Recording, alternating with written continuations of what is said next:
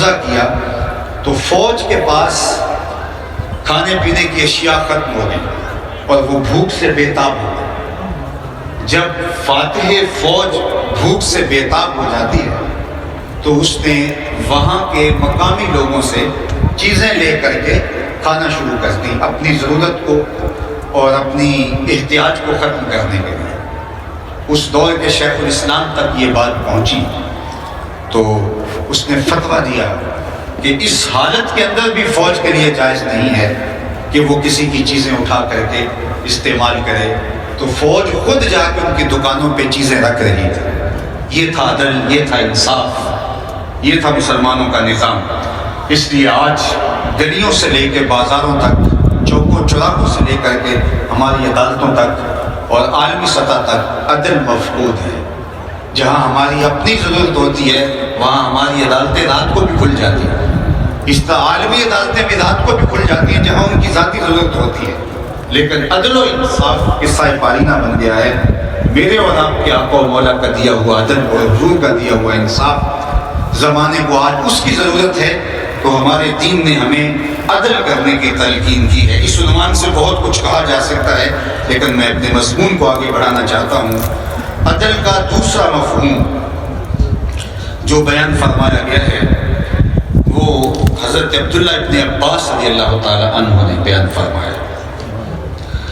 اب یہاں ایک بات اور عرض کر دوں کہ اللہ نے ہمیں عدل کا بھی حکم دیا ہے اور اس نے ہمیں احسان کا بھی حکم دیا ہے۔ اب احسان سے مراد تفضل اور مہربانی ہے، تو ہمیں عدل کرنے کا بھی حکم دیا، لیکن جہاں معاملہ ہمارا اپنا ہو تو وہاں لوگوں پر ہم احسان کریں، اس میں سلوک کریں، بن سکا اس سے سوری بنا لوں۔ تو اس لیے میں لکڑی ضائع نہیں ہونے دوں گا اپنے اس بات کی۔ اللہ اکبر، نیس در پیش آئے خشک و ترے من پیش آئے کوتاہی، میرے جنگل کے خشک و تر کے اندر کوئی کوتاہی نہیں ہے۔ یار جس سے ممبر بن سکا ممبر بنا لوں گا، جس سے سولی بن سکی اس سے سولی بنا لوں گا۔ اور اس کا ترجمہ میرے شیخ نے اپنے لہجے میں یوں بھی بیان کر دیا کہ دوواں گلاں وچوں 10 درویشاں تینوں کیڑی گل کو بولی، عالم اوپر ممبر بولے عاشق اوپر سولی۔ تو جو بن سکا ہم نے وہ بنانا ہے اور اپنی ذمہ داریوں کو ہم نے نبھانا ہے۔ تو مجھے اور آپ کو اپنے ماحول کے اندر توازن کے ساتھ آگے بڑھ کر کے صالحیت کے نور کو پھیلانا ہے۔ اور یہ عدل کا ایک مفہوم یہ بھی بیان فرمایا گیا، عدل سے مراد توازن ہے۔ اور میں چاہوں گا کہ یہ مضمون مختصراً آپ کے سامنے رکھ کے اپنی گفتگو کو سمیٹ دوں، چونکہ وقت جس تیزی کے ساتھ گزر رہا ہے اور ڈوبتا سورج ہمیں پیام دے رہا ہے کہ اپنے معاملات کو جلدی سمیٹ لوں۔ ویسے بھی دیگر دن گیا محمد اور اپنوں ڈب جانا، تو جب سورج اثر پہ چلا جاتا ہے تو بہت جلد غروب کی طرف بڑھ جاتا ہے۔ تو ایک معنی اس کا یہ بیان کیا، عدل سے مراد التوسط بین الافراد والتفریق، افراد و تفریق کے درمیان کا جو راستہ ہے یہ ہے عدل۔ اور اللہ تعالیٰ نے ہمیں بنایا ہی امت وسط ہے، وَكَذَلِكَ جَعَلْنَاكُمْ أُمَّةً وَسَطًا، ہم جو ہے وہ میانہ روی کے راستے پہ چلنے والے۔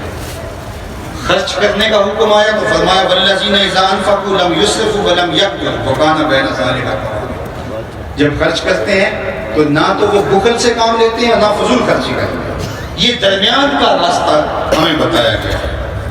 اچھا، اس حوالے سے میں یہ بات بھی عرض کرنا چاہوں گا کہ صحابہ اور اہل بیت کے حوالے سے آج کی تاریخ میں ہمیں اعتدال کا راستہ اختیار کرنا ہوگا۔ اس وقت جو ہاہاکار مچی ہوئی ہے اور جس طرح لوگ اپنے ذاتی تغلب کے لیے مقدس ہستیوں کا نام استعمال کر رہے ہیں، میں آپ کو پیغام دیتا ہوں کہ صحابہ اور اہل بیت کے حوالے سے اپنے آپ کو بہت محتاط رکھنا ہوگا۔ کسی نے کہا تھا ایک ہماری بائیں آنکھ ہے، ایک ہماری